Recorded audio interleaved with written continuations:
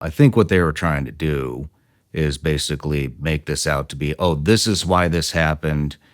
He got bad news that that's not his child, and so that's why he did it. But with all the other context, especially with the 2019 incident, which was obviously a cover-up.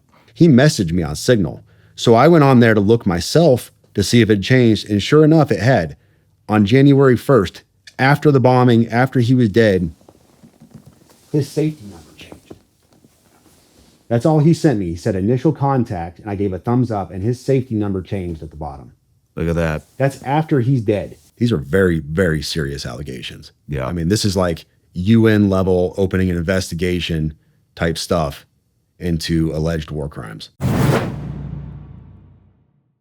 And the thing that he was talking about in 2019, we pulled a report.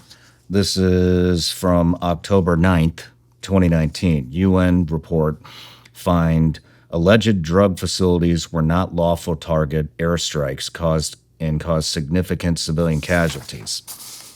The United Nations Special Report, which examines the impact on civilians of the United States airstrikes on alleged drug processing facilities on 5 May 2019 in Afghanistan, determines the operation caused a large number of civilian casualties.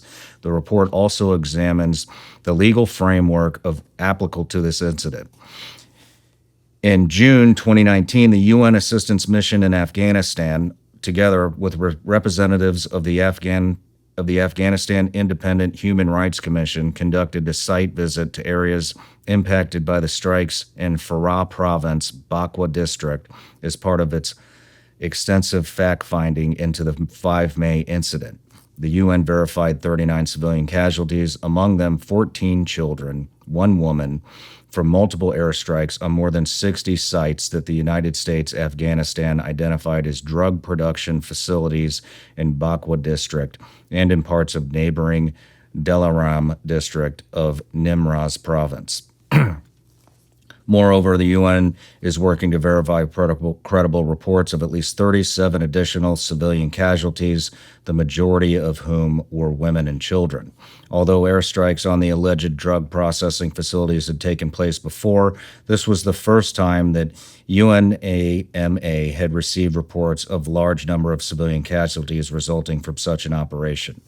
And it goes on.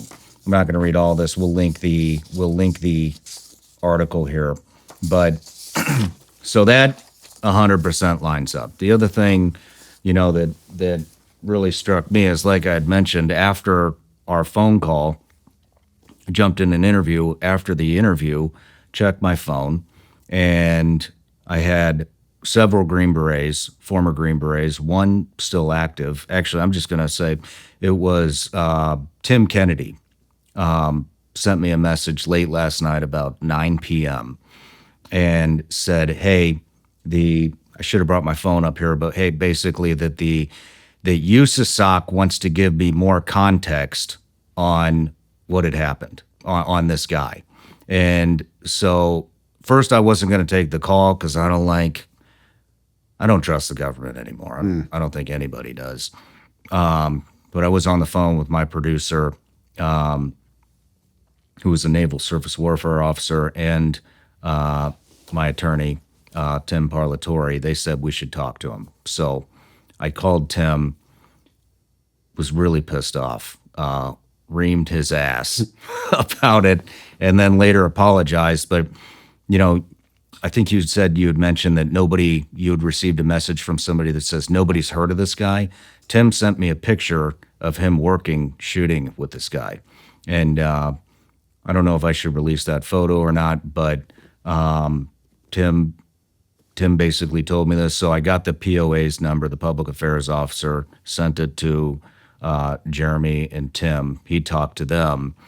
And what they wanted us to know was that this guy was an upstanding soldier, an excellent operator, was moving on, was moving towards retirement and moving on to basically enhance the future of warfare.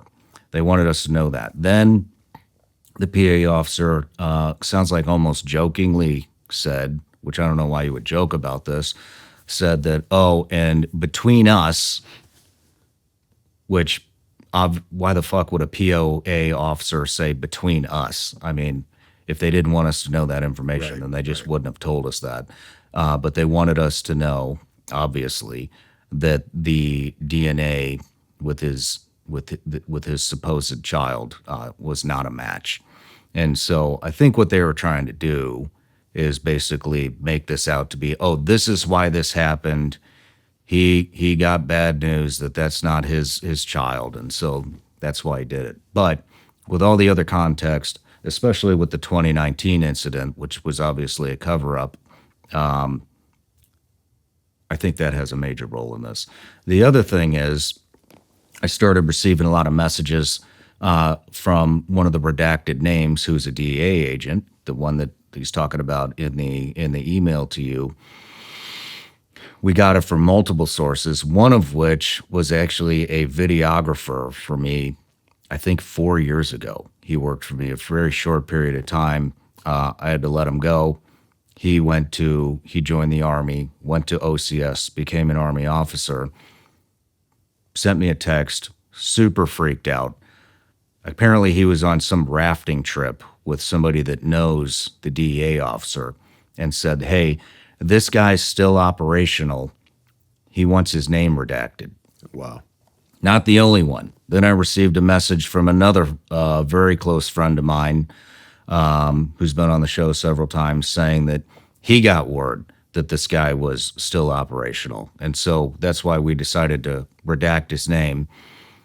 I was getting upset because I didn't receive any communication up to that point. Well, then I checked my LinkedIn. I said, let me see if this guy actually messaged me. Sure as shit, that DEA agent did message me, said that he wanted to talk to me before tomorrow's interview.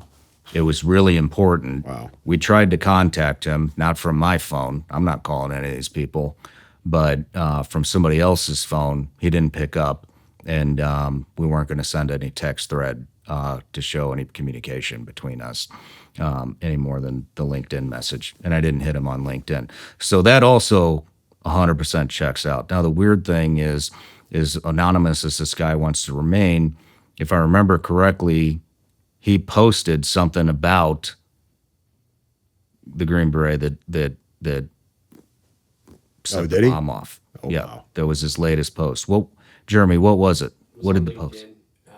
And it was just a report of the story. It was just a report of the story. So very interesting how all this stuff is lining up. What do you think? I told the guys downstairs, I jokingly said this to my wife the day that I got that email, because I read the email to her. You all have heard the email now. You realize without context of who this person is, how just crazy it sounds.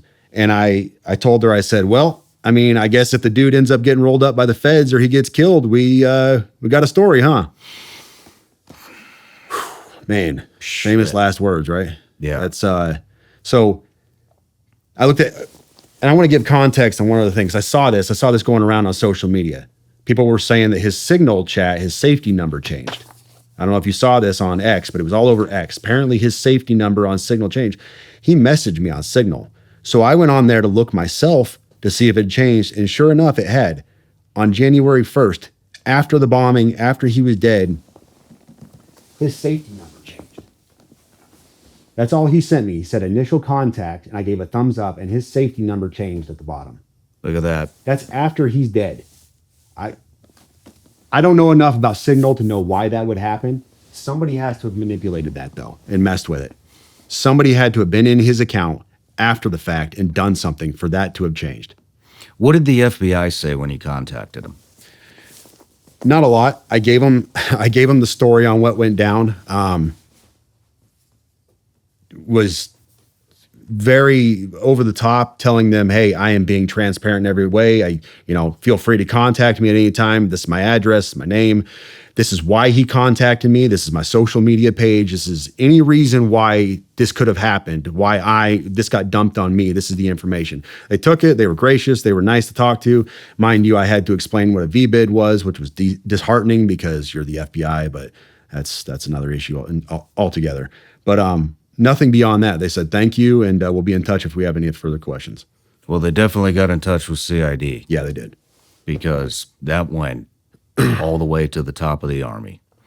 And, I'm going to dig in a little bit more on this report from 2019. However, according to international humanitarian law, including international customary law, facilities that contribute economically or financially to the war effort or of a party to a conflict are considered civilian objectives. The report, jointly produced by UNAMA and the UN Human Rights Office, concludes that the drug facilities associated with workers may not be